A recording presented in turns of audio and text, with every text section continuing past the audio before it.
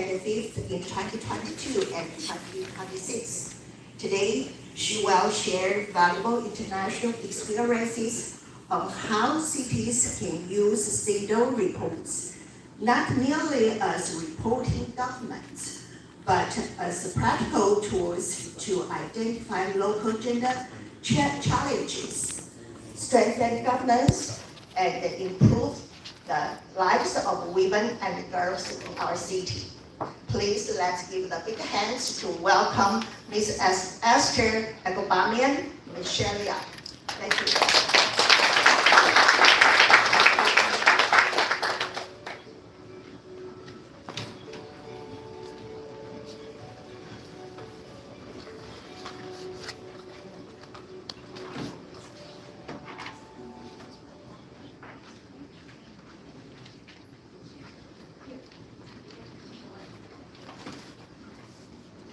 Thank you, and good morning everyone again, and permit me to stand on the protocols established by the moderator and His Excellency the Mayor. We're really honored to be here, and I am particularly honored to be part of this. Why do cities use Cedaw? I come not only as a member of the Cedaw committee, but actually as a focal point on the Cities for Cedaw global campaign for the community. And as we go through this presentation, you will understand how the momentum is gathering force all around the world. I put this as a background, as reading material for those who may not know about Cedaw and the history and the origin.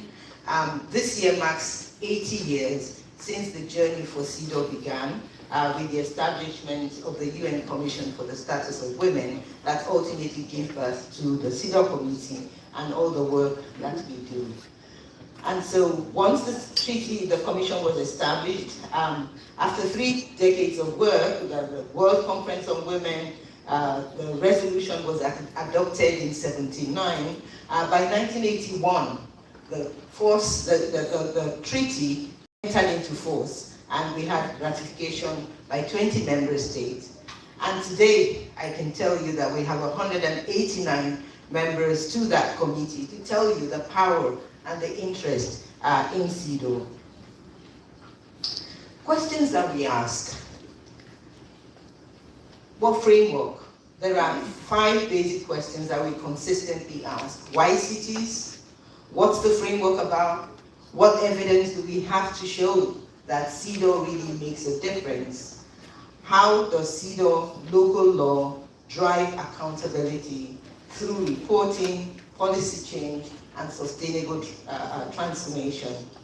And of course, with every city, we ask, what is the opportunity? And as we deliberate today, I hope we will be able to adapt from lessons around the world and look for new opportunities within Taoyuan City to drive the change that Cedaw promises. It's not just a treaty, it's a governance tool that cities use today to drive equality. And why cities?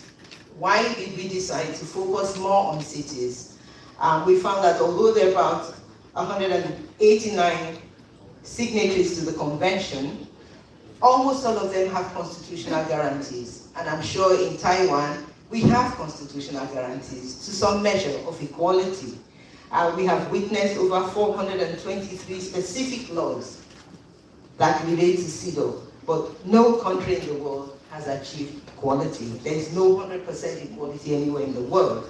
And we know that the population of the world, 55% of people in the world live in cities. That was as of last year, 2025. And by 2050, 70% of the world will be living in cities. And so cities will house more than 3/4 of the world population. And so if we do not focus on cities, we're not likely to be able to fully address issues of inequality. Cities are the #1 providers of services, infrastructure, and we heard it in what the mayor said, opportunities in women's everyday lived reality. So we're not talking about just counting the numbers, we're talking about making a difference that lasts. National ratification of Cedaw creates an obligation but most women experience or don't experience gender equality at the city level. So you either get protection in your city through the local services, the budgets and the policies, or you are on the outside. So it's a legal instrument that remains dormant until we actually put it to action within cities. And starting from the first global campaign in San Francisco, which I happened to know when they started the groundwork. I was a fellow at the UN then, just around the Beijing conference, and they came up with studying city infrastructure and its impact on gender-based violence and women's productivity.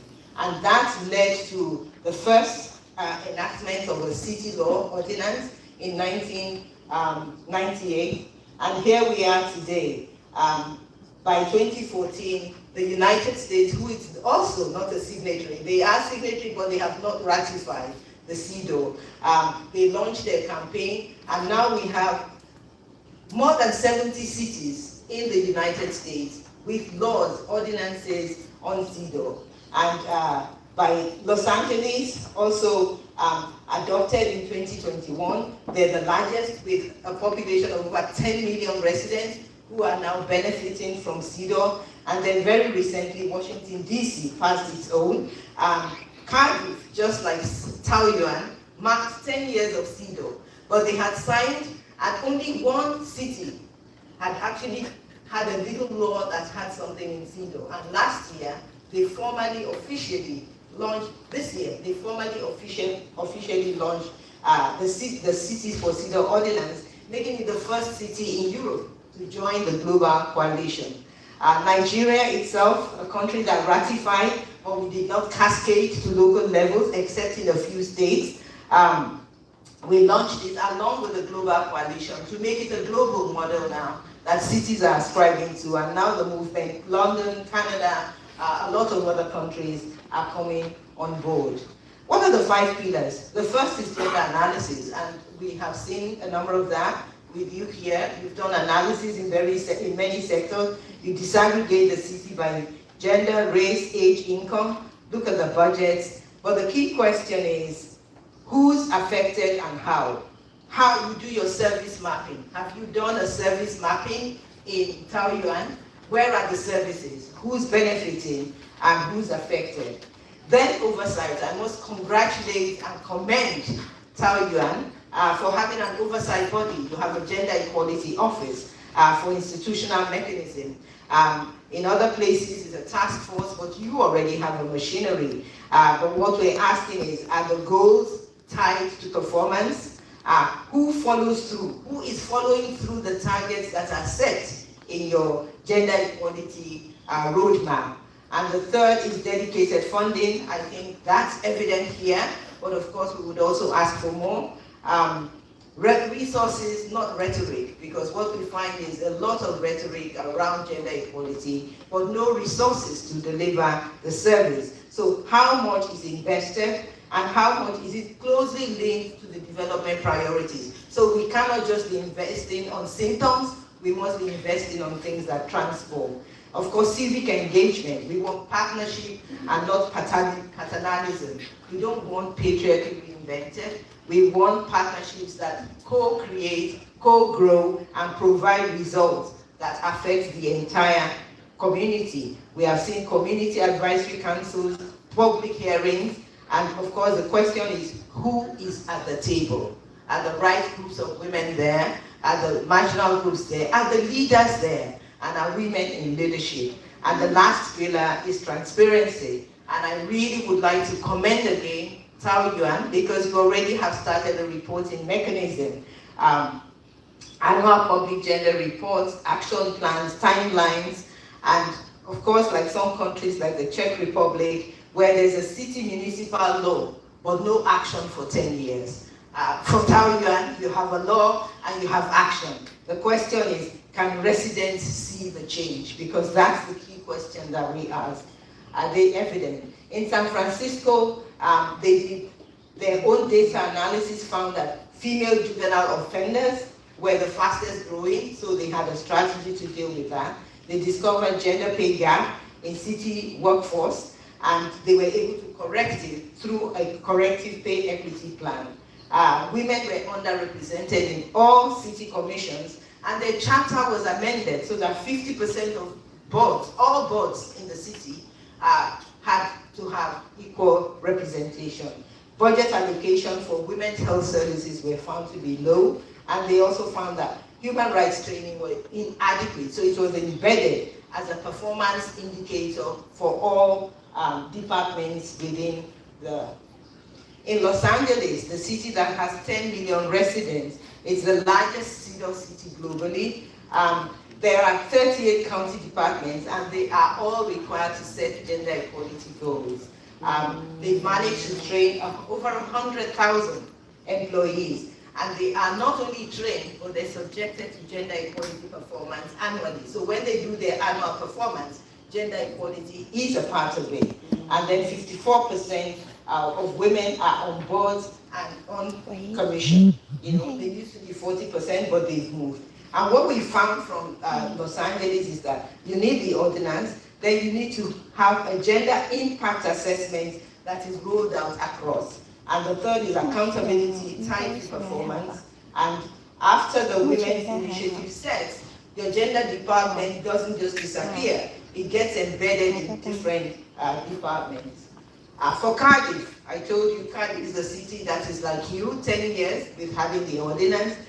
They've looked at a number of issues, the political commitment from the city council, the workforce diversity is an issue they have looked at, pay equity also is an issue, and this is reflected in the pension gap in Cardiff, which they have now started addressing to create long-term wealth equality. Safety and education is also an issue. The same with Washington, D.C. They have just adopted one that mandates citywide gender analysis as their starting point, and they will be following on those priority areas. In Nigeria, I told you Nigeria, we ratified in '85, but up till date, Nigeria does not have central domestication. And so cascading to the cities and to the states has been our strategy for delivering on Cedaw. The VAT Act is legally binding in the federal capital, but we have now over 20 states that have the law binding. So they've been domesticated at subnational level. Lagos in particular has a domestic violence response center, and we have women holding just 4.7% of our National Assembly, which is really exposing the gap in the country through Cedaw. And then the Gender Equality Opportunities Bill, we have a few states that have adopted it, and these are the states that actually have stepped up for Cedaw implementation. How do you put data to action? What's worked globally? First, you collect and disaggregate the data, break it down, as I said, and then you can't solve. The lessons we've learned globally is that you cannot solve what you cannot see. If you cannot see where the gap is, you can't solve it. And what we also learned with the data is not to look at the symptoms, because usually gender equality issues focus at the symptoms. What are the issues that underpin the symptoms? And then that's what you do through analyzing from a Cedaw lens. I want to comment from the visits that we had yesterday, a number of projects doing that, looking at different issues linked to different articles, and from Article 1 to 11 on employment, 2E, 13, 14, all of us, they tell us about the life of the city as it relates to equality. And then you identify specific gaps and root causes. Because if you don't know the root causes, then it's difficult for you to know how to address. Women earn less, maybe the symptom. The question is why? Why do they earn less? Is it a skill issue? Is it a policy issue? Is it a management issue, a service issue, and in which sectors? And then, of course, you begin to design projects that are targeted, focusing on key departments, and you set up an accountability. What we discovered in San Francisco, female juvenile offenders were addressed, and youth justice policy was redesigned. In Los Angeles, the same thing. Women's seats were expanded through increasing targets and seats for women on boards and commissions. In DC, they've now made gender analysis mandatory, so every department has to undertake one. In Taoyuan, what do you have? You have a lot of strengths. You have started a number of things, but there are gaps that we perceive. I hope over the next few hours we will be able to deliberate more on that. You have 16.1% gap in your labor. The electronic component sector, which is the key driver of your economy, has a 42% pay gap. Also, 60% of mothers who leave work return, only 60, not 100%, and then only after 8 weeks. And 12% of the semiconductor industry has women at the management level, and that's the biggest growing sector in Taoyuan and of course in the whole of Taiwan.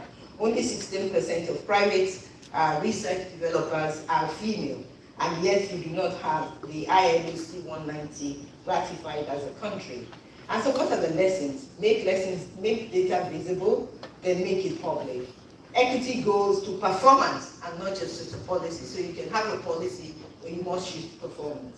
Address the full cycle and not just employment. So don't look at women's employment and pay, but address the whole of it. Institutionalize for sustainability, and then use Cedaw committee's concluding observations. The good thing is you have one as a country.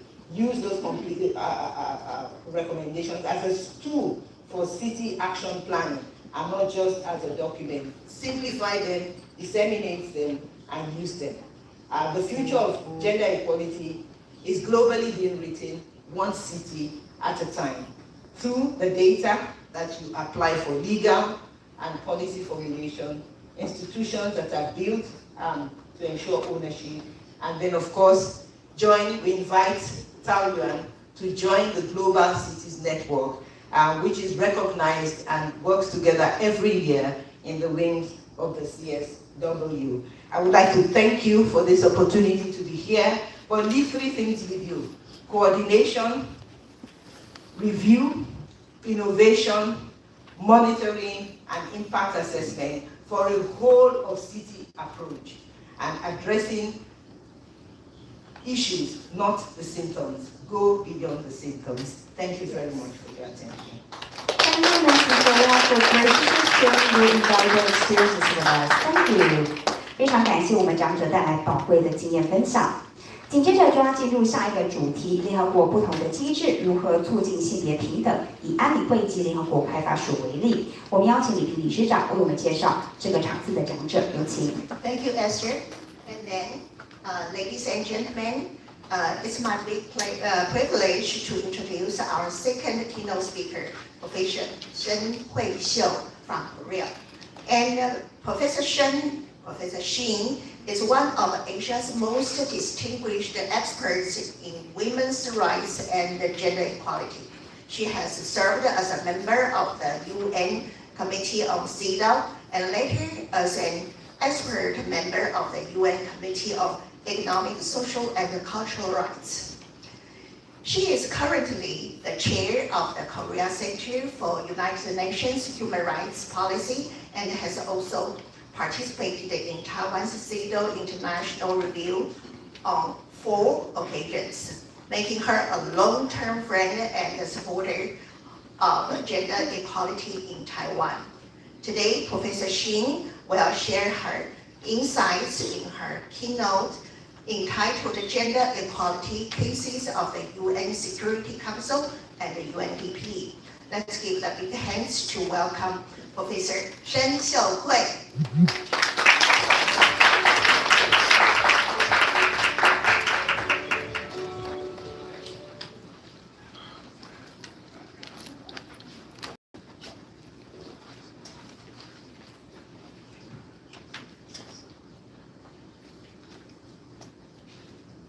大家好。It's my privilege and honor to be invited to Taoyuan City and share my experience.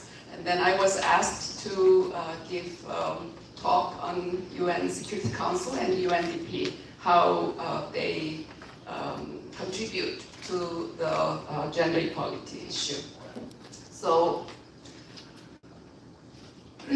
I just give you a picture of how UN is organized. And of course, I think you all know from your school education that the UN has 6 principal organizations: General Assembly, the pointer is not that clear, General Assembly, and then a Security Council, Economic and Social Council, Secretariat, and International Court of Justice. Trusteeship Council is currently not functioning because there is no more colony as it was used to be. Yeah? So Security Council is very important. And then UNDP is located UNDP is here as a program and funds under Economic and Social Council. And also under Economic and Social Council, the functional commissions, including the CSW, is located there. The organ that used to deal with human rights as a whole in the United Nations was placed before until 2005 under the Economic and Social Council. But as human rights issues became more and more important, it was upgraded as Human Rights Council and now placed as a subsidiary body of the General Assembly. So just to give you an idea, and the UN is a huge, humongous organization. So now, if I can talk a little bit about basic things about UN Security Council and UN Development Program, it's a completely different character.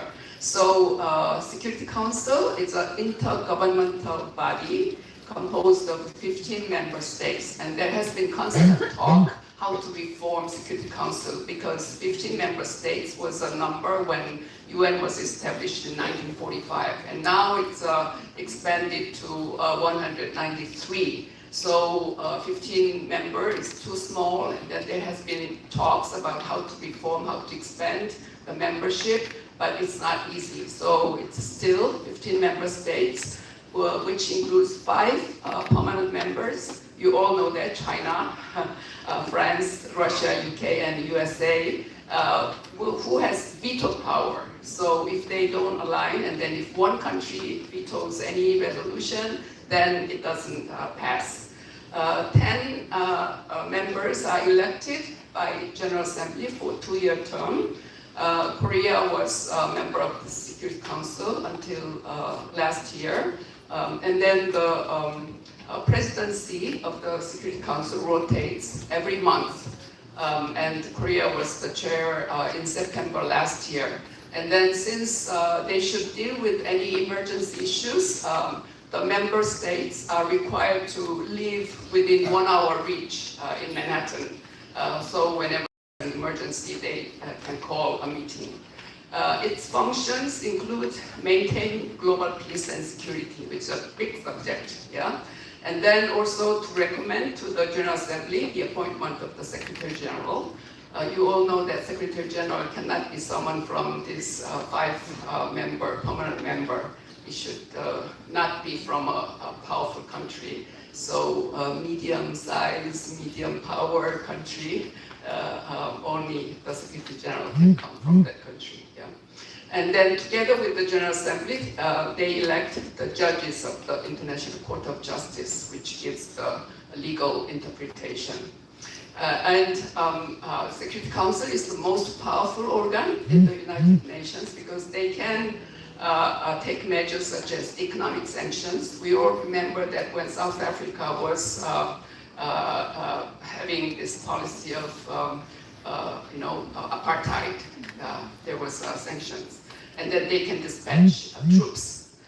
So military action can be taken. So Security Council can force, militarily and economically, but all the other organs, as I see it, is a kind of soft, recommendations, encouragement, etc. So now we switch to the United Nations Development Program. It's a development, so it has functions to eradicate poverty in the first place, reduce inequality and exclusion, and then to implement the Paris Agreement on climate change as well as sustainable development goals. So they have country offices in about 170 countries. Its leadership is the administrator, and then executive board discusses, and they publish human development report every year, which was first published in 1990. Yeah. Korea had UNDP office, and then got a lot of support when we were suffering the aftermath of the war and poverty. But since Korea joined the OECD in the late 90s, now UNDP office in Korea is shrunk. It's still maintained because of the North Korea. Okay, so now I will deal with the Security Council first, and then UNDP, how it relates to the gender equality issues. So Security Council adopted Resolution 1325 in year 2000. And then this is the room, and then resolution, as you see. This resolution, it's just the first time the Security Council adopted any resolution in relation to women. And it acknowledged the differential and disproportionate impact of war and conflict on women and children, and including girls. But also it acknowledged the transformative potential of women's full and meaningful participation in all aspects. So they found out, for example, if women participate in peace negotiations, that peace resolution can last longer than when women did not participate. And it was a result of many efforts, but there have been events like Beijing Platform for Action, Beijing World Conference on Women. Any of you participated in Beijing Conference in 1995? Okay, Professor Marion went too, but you are mostly young, so yeah. So Beijing was a big event at our time, and then there was a push from NGOs, and then also Namibia, through its own experience of conflict and understanding of the devastating impact on women. So the resolution was adopted.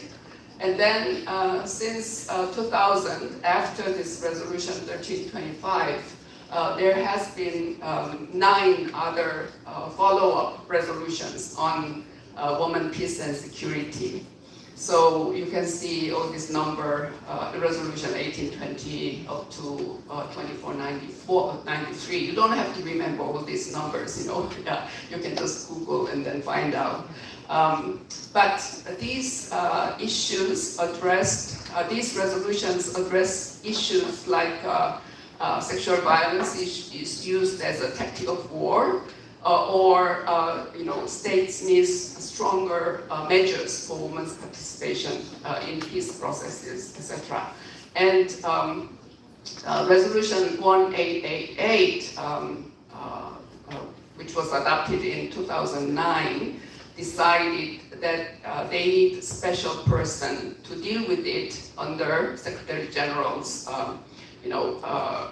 advice. So they created the position of Secretary General, a special representative of the Secretary General on sexual violence in conflict. And then this person, Pramila Patten, she's a lawyer from Mauritius. And we used to be working together on Cedaw committee, yeah? And then she's still in that position.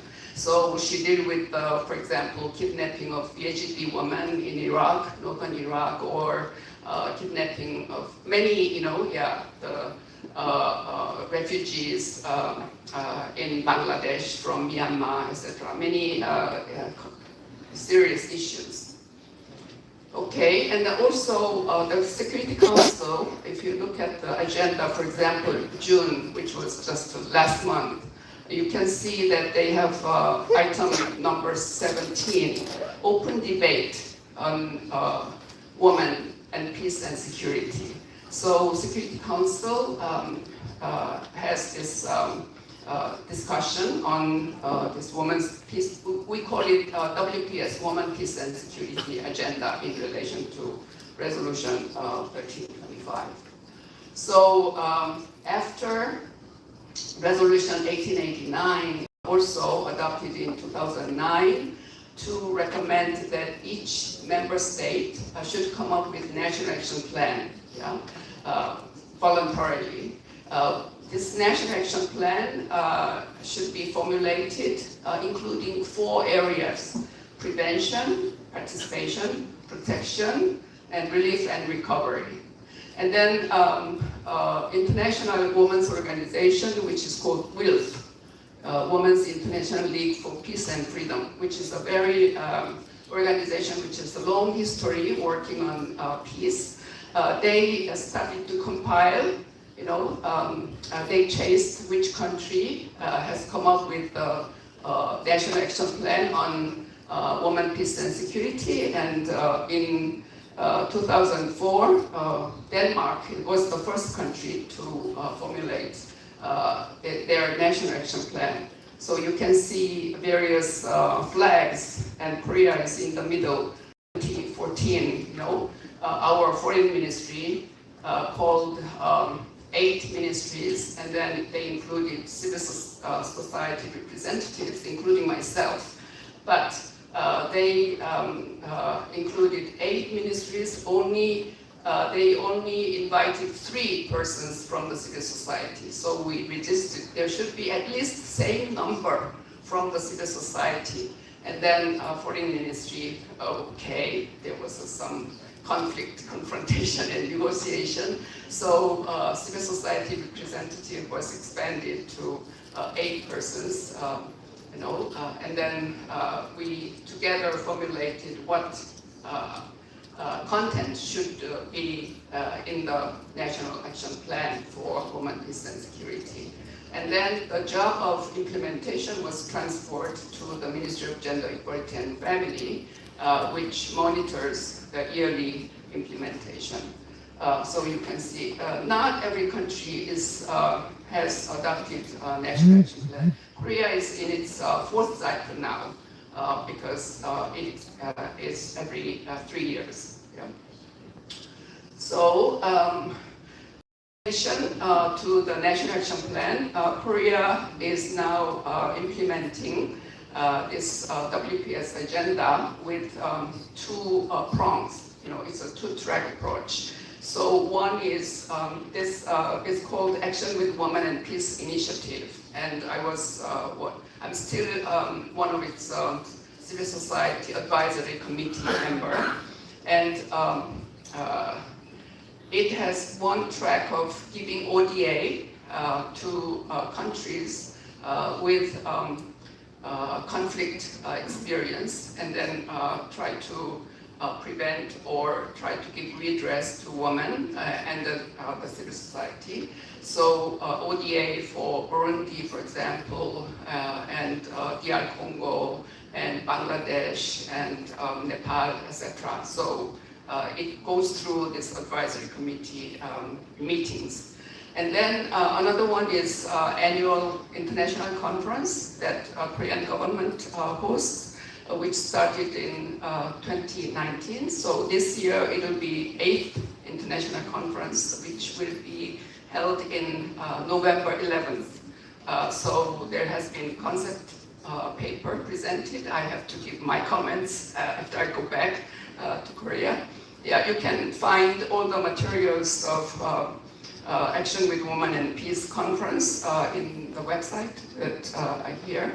And I think there are a few countries that has emphasis on this. 3 minutes only, oh my God. Yeah, there is civil society efforts to monitor and then create Women, Peace and Security Index. And you will be happy to see Taiwan is included here in the 27th Yeah, 27 Poland and Taiwan together, Yes. and Korea is behind. So you can see that they created depending based on these three criteria: inclusion, justice, and security. You can also check. Yeah. So Taiwan is okay. Now next to UNDP, I'm pressured with time. UNDP is regarding human development. They used to publish human development report in 1999 and then changed their calculation including women's situation. So gender inequality index began to be incorporated from 2010. And then we have from 2015 until 2030, we have this SDG. So there is more attention on SDG implementation. Yeah. This is the targets within SDG. You all should be familiar with it. Actually, this is what Cedaw is all about. So it is more, Cedaw is legally binding instrument, while SDG is more soft inducement for the member states to implement. And then UNDP came up in 2023 with this new Gender Social Norms Index because there is a need to take into account social institutions and how people perceive. So the index covering 85% of the global population reveals that close to 9 out of 10 men and women hold fundamental biases against women, which should be emphasized and which should be modified. Okay, so Gender Social Norms Index of UNDP covers political, economic, educational, and physical areas. So they have these indexes to evaluate what kind of social norms is counted. And then they find that there are biases across all dimensions of gender social norms, which we need to tackle. But social norms can change with more women in leadership positions. So you can see that when women are appointed or elected to the higher positions, then people's perception can change. And I think Cedaw, especially Article 5, is all about these social norms.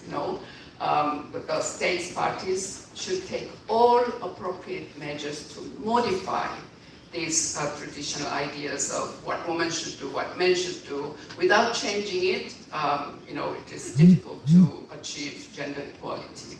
So this year's SDG report by UNDP came out just July 6th.